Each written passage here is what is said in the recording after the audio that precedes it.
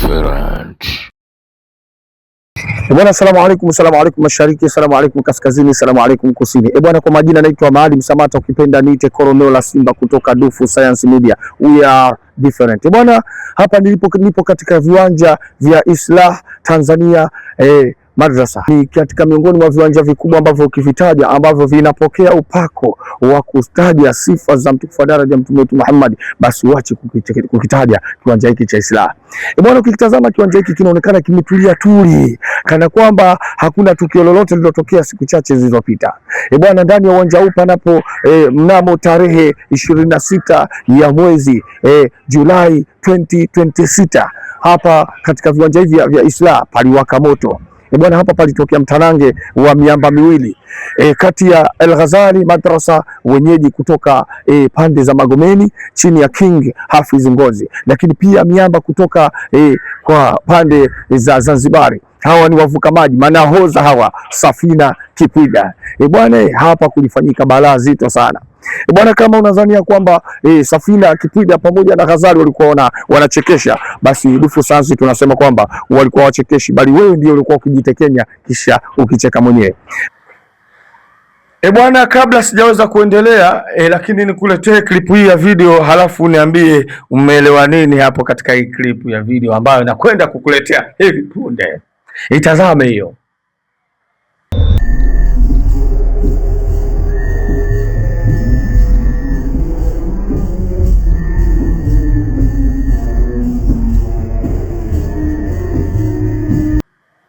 Bwana, hao unawaona hapo sio wachinja mbuzi katika soko la uchinjaji mbuzi pale Vingunguti.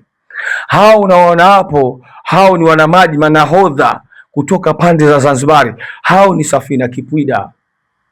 Hao jamaa hapo unapoona wamebeba ngozi, hiyo ngozi unaona wameibeba hapo, hao jamaa wanajua walichokuwa wakikifanya. The only intelligence people can understand what they mean. Ni watu wachache wenye akili ndio wanaweza kuelewa manahodha wa Zanzibar walikuwa wanamaanisha nini. Bwana, hapo ni kwamba walikuwa wanajaribu kumvuta sharubu King Hafiz Ngozi, walikuwa wanajaribu kumtania Hafiz Ngozi. Bwana, wa Zanzibar hawana utani wa kijinga, wana utani unaokera sana ili kumtoa mtu mchezoni. Hiyo ngozi unaona hapo, Wazanzibari walilitazama jina la Hafidhi kama tulivyomzoea Hafiz Ngozi, walishindwa kupata content ya kufanya kwa ajili ya jina Hafidhi, wakakimbilia kwenye jina la pili yake Ngozi. Hiyo ngozi waning'iniza hapo, wanaining'iniza ili kumtania Hafiz Ngozi.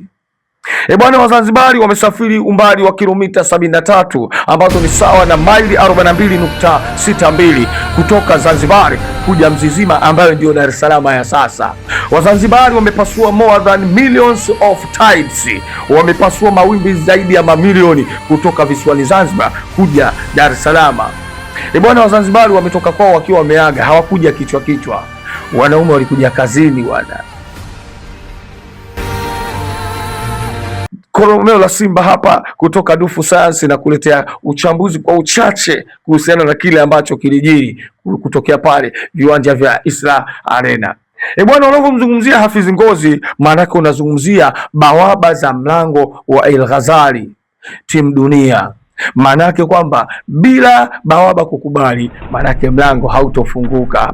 Ghazali huwa mimi nawaita ni dragging makers. Dragging maker maanake ni watu ambao wenye ujanja wa kutegua na kumaki mitego ya adui yoyote pale ambapo anapokutana naye. Ama jamani ni makonkodi katika masuala ya majamvi. Ghazali waliwatekenya Wazanzibari kwa kupiga kaswida mpya kabisa. Bwana, unafahamu kwamba kaswida mpya inakuwa na vitu fulani kisayansi ambavyo leo nataka nikawasanue. Kaswida yoyote inapokuwa ni mpya huwa inakuwa na vitu vifuatavyo kisayansi. Kitu cha kwanza ni poor confidence. Yaani maana yake ni kwamba kaswida yote inapokuwa mpya huwa inakuwa na confidence ndogo. Hii maana yake ni kwamba kujiamini kunakuwa kudogo. Lakini kitu cha pili, kaswida yote inapokuwa mpya huwa ina udhaifu ufuatao. Huwa inakuwa na poor habit, kwa maana ya kwamba mazoea madogo, watu wanakuwa hawajaizoea kaswida hiyo vizuri. Cha tatu, huwa mara nyingi sana low tension, yani umakini mdogo. Hata Ghazali walivyoipiga kaswida ya kwanza ilikuwa na vitu fulani ambavyo ni low tension, lakini hatuwezi kuvielezea pale hapa. Na jambo la nne ambalo ndilo kubwa zaidi, kaswida yoyote inapokuwa mpya huwa ina kitu ambacho tunaita low fans vibe number, yaani inakuwa na ushiriki ama idadi chache ya mashabiki ambao wataishobokea kaswida hiyo. Mnapoamua kupiga kaswida mpya, basi mjue kawaida kwamba mtaipiga kikawaida sana.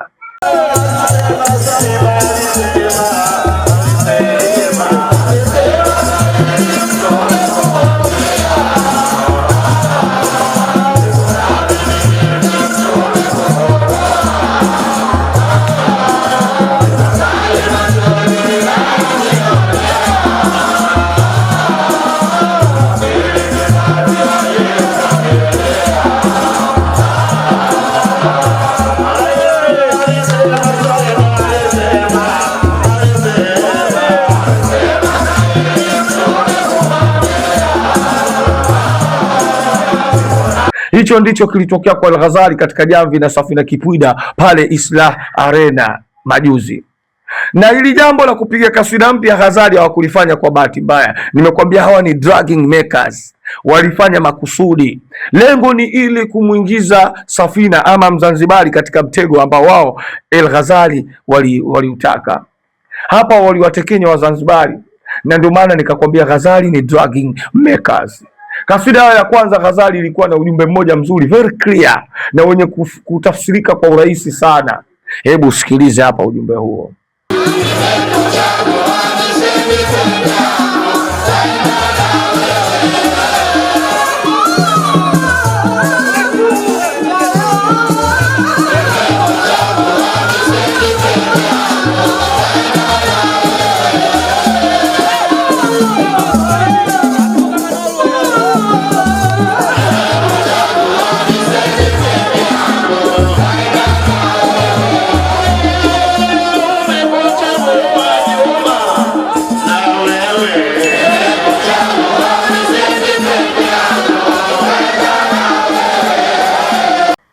Umeisikia hiyo kaswida?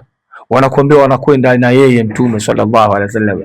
Hapa walichokifanya Ghazali ni kumtega Mzanzibari na kumlaghai kwa kiwango cha uwezo wake wa Ghazali, ili Mzanzibari aweze kuona kama vile Ghazali safari hamna kitu. Lakini ukisikiliza wakati kaswida inavyoanza, umeona kilichotokea.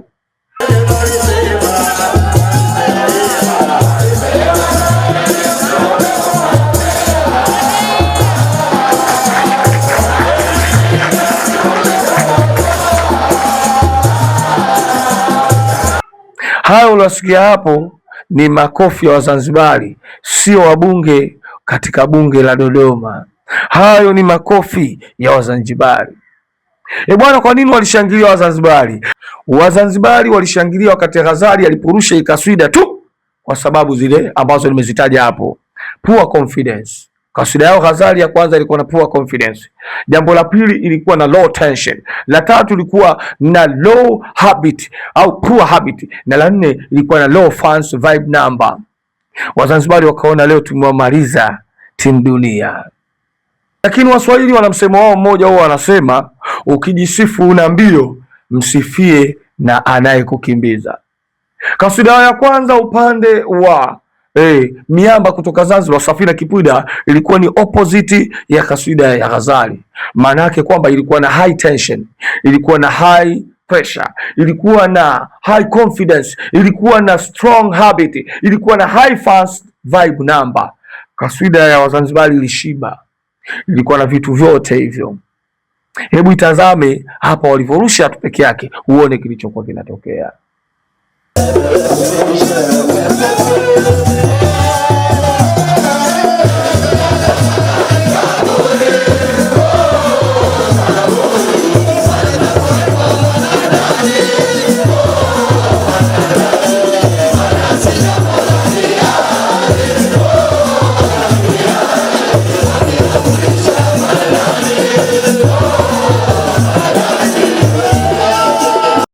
Umeona vibe lake? Bwana, Dufu Sayansi hatupo kwa ajili ya umbea, hatupo kwa ajili ya kuchamba watu. Bwana, tupo katika ukweli na kueleza kilichokuwa kimetokea. Kongole kwa Ghazali, timu dunia. They were succeeded to prepare their trap well. Walifanikiwa kuandaa mtego wao vizuri, lakini kongole kwa wanamaji Safina Kipwida kwa kuweza kuchomoka mtego huo kwa kutumia nguvu kubwa. Wamba hawakuja kuchekesha, lakini jambo limenikumbusha msemo wa mwanafalsafa mmoja nchini Marekani aliyewahi kusema, a fly's capability is not measured by the size of the swat but by the speed of the swat itself.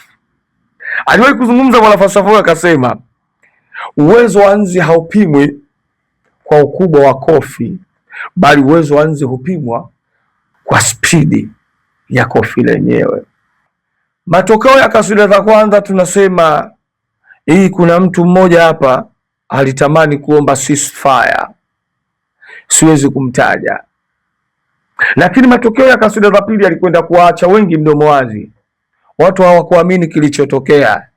Bwana, jasho lilimwagika, damu ilimwagika katika jamvi. Watazame jamaa hapa.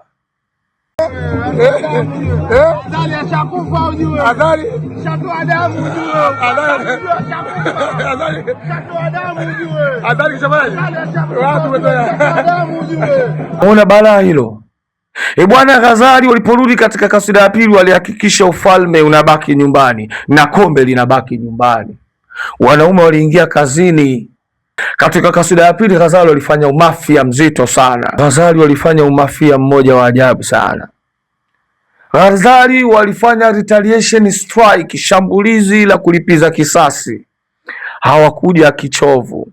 Kama unauamini ule msemo unaosema inzi hufia kidondani, basi hii siku katika huu uwanja inzi aligoma kufia kidondani.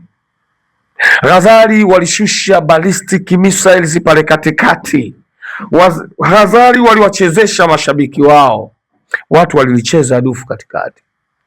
King Hafiz Ngozi aliwaambia, mmenitania, mmelichezea jina la baba yangu au la babu yangu, ngoja niwaonyeshe Wazanzibari, I am the king of Dar es Salaam.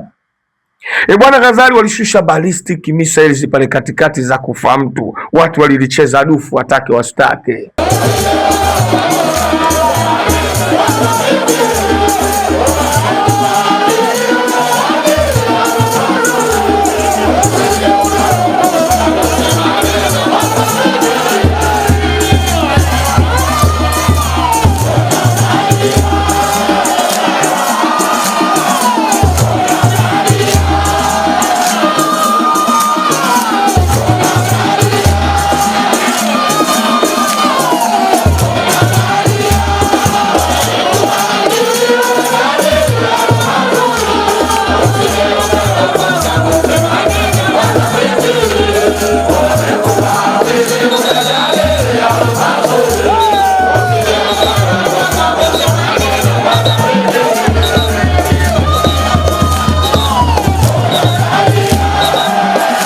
Wanaume walikuwa kazini mpaka wanakuja kukata Ghazali.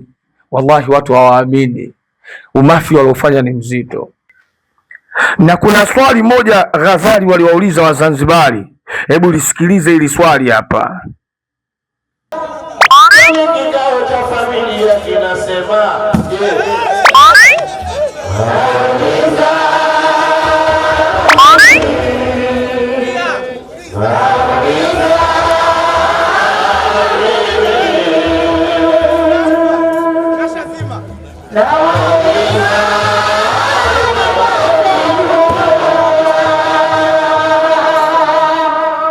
na maiti shaoshwa, bado wanaogopa, kwani tunasafirisha au tunazika baba.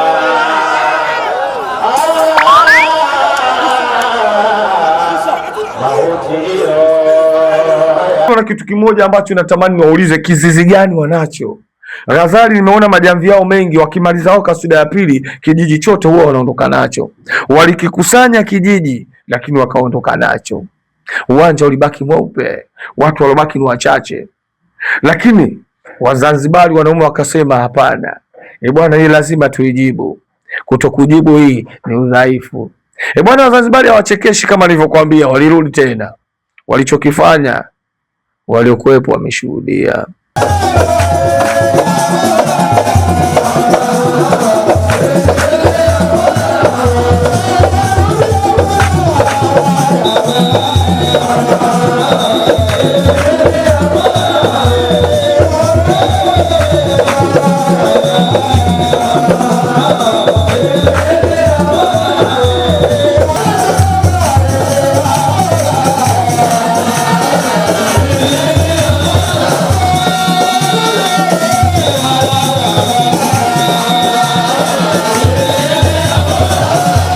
Lile swali waliloulizwa na Ghazali kwamba tunasafirisha au tunazika baba, wamba waliwajibu, waliwaambia tunazikia hapa hapa.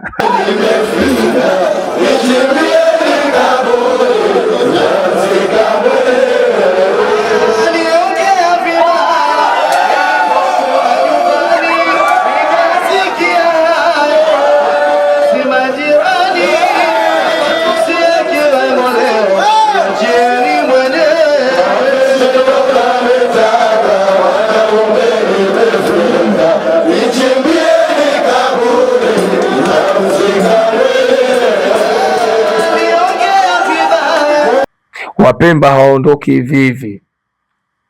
Lakini kuna kitu kimoja ambacho ningependa kukitolea tahadhari. Ghazali alikuwa ni mwenyeji akiwa nyumbani, Wapemba walikuwa ugenini. Mwaka ambao Ghazali watarudi katika visiwa vya Zanzibar, wakaambiwa kwamba watakutana tena na hawa wanaume kutoka pale Zanzibar, yaani Safina Kipwida. Ghazali wampigie kabisa Bakhresa simu awaandalie boti nzima ya kwenda nayo, wasiende kichovu.